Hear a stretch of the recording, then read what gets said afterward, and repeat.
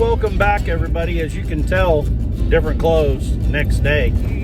Rooster and I are headed down to help out a friend that has a problem with a combine. It will not start, nothing powers up in the cab. I suspect that a happy little mouse has found out that wiring tastes good to them.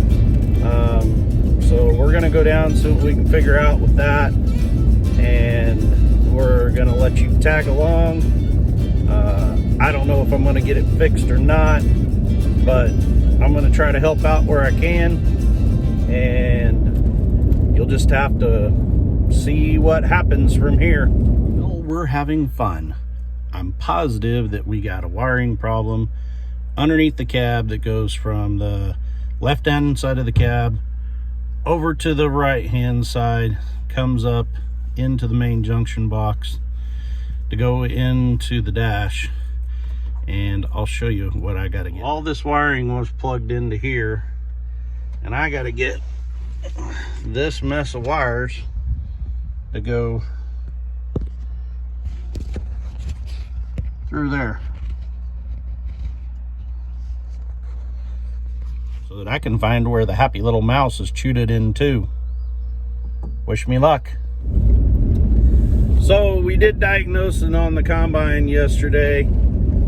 We got wiring harness pulled out, found a lot of damage on it. We're gonna show you that, but we're headed back down there today. We run out of time yesterday because we needed to get home and do our chores and stuff like that. So we're headed back down there. I think we've got it repaired. Now we got to put everything back in place, but we'll show you more when we get there. The mouse problem in a combine is horrible because, of course, it has grain all over it. So they have all the food they want. They have all kinds of little hidden areas that they can get into. They feel comfortable. So they go to town. And a lot of people don't realize, but the insulation on wiring is made from a byproduct of soybeans. So mice are actually attracted to that insulation. So we had several big chunks missing out. We'll show you that now. So here we are, 9610 John Deere Combine. And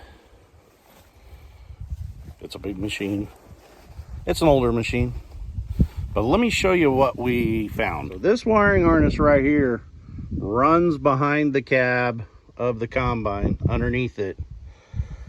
And you can see we had to do several repairs. We had several wires here that were chewed into. This big old heavy conduit, I mean, a whole piece was missing out of the center right there. So we've inspected. We haven't found any more damage or any more cut off wires. So we're gonna go with that it's fine. But yeah, so that whole big harness that we pulled out goes in underneath here, goes underneath that cab behind it, comes around over to this side of the combine. So that harness goes through there. It was going through this bracket here, but we had to cut it because we couldn't get those bolts out. Well, it comes through there, comes up here into this panel here and plugs in.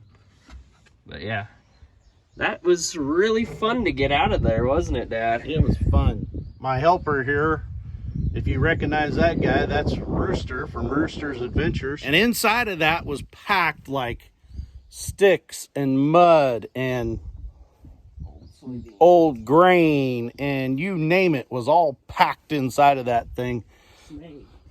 There was a 6-foot long nope rope snake in there, a big old black snake that was all coiled up inside of there. And every time we grab a hold of the harness, it would upset him. And I grabbed a hold of that harness loom to pull it out of there and felt something on my hand, and he was licking my hand. Yeah, with his little tongue. Yeah, it wasn't fun. So we're pretty much back together, other than we need to re-tape up this. I think they got us some new protectant for that loom. Put it back in place, put everything back in, hook back up the batteries, and let's see if we got some power and see if this girl will start again. So I went ahead and black taped all this wiring harness around like that where all the butt connectors are, so that it keeps them in place so they don't run the risk of getting pulled apart. Put some more securing tape to hold all this loom together. I'm gonna go ahead and do away with this other damaged part here and square this one off down here, because they did get me some new loom conduit.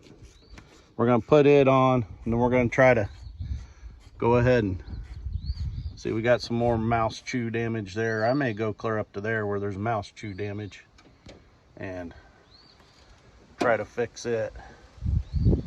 Try to get rid of any of that smell and that evidence there to keep it from, we're not going to keep it from happening all the way, but at least deter it some.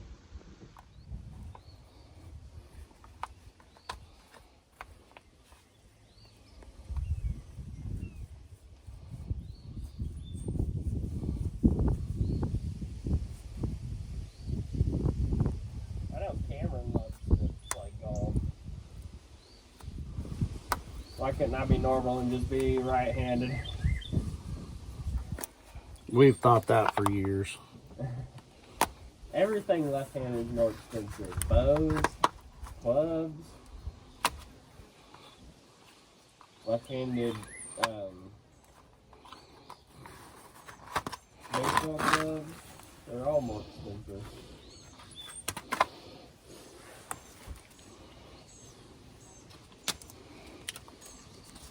Left-handed guns are more expensive.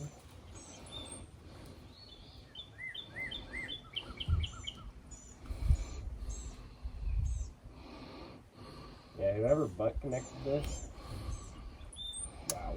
And they didn't do a good job, did they? No. I honestly want to redo this whole thing right here. Could I do that? I don't even know what it's for, though. I mean, yeah, you can put a new butt connector there. I'm gonna go get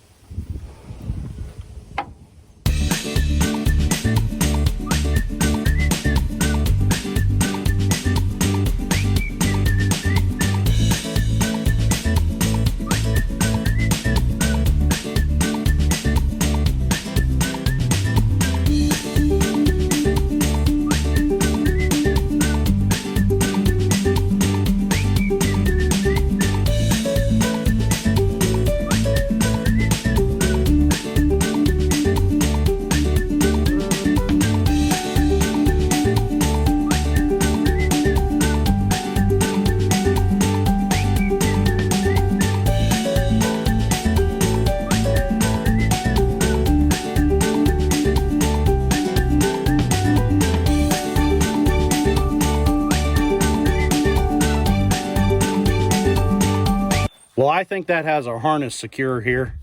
We've got good conduit. I almost used a whole roll of black tape to make sure that everything is secure, covered up. Now we're gonna go ahead and try to pull this harness back through to the other side, get everything plugged back in, secured down, and see what happens.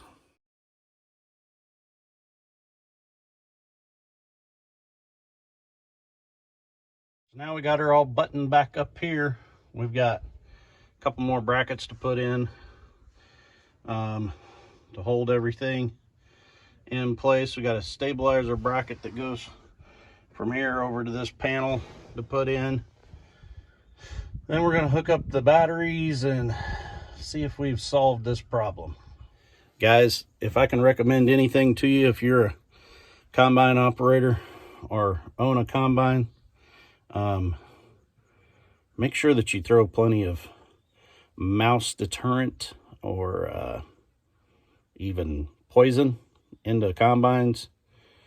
Always blow them off every year when you're done with it. Try to remove all that chaff from everywhere so that they aren't encouraged to nest and everything in your combine. Just saying. Hey, I don't know if you guys can hear that, but we got success. Now we got powered all of our gauges and everything, turned the key and fired her up. We call that a win.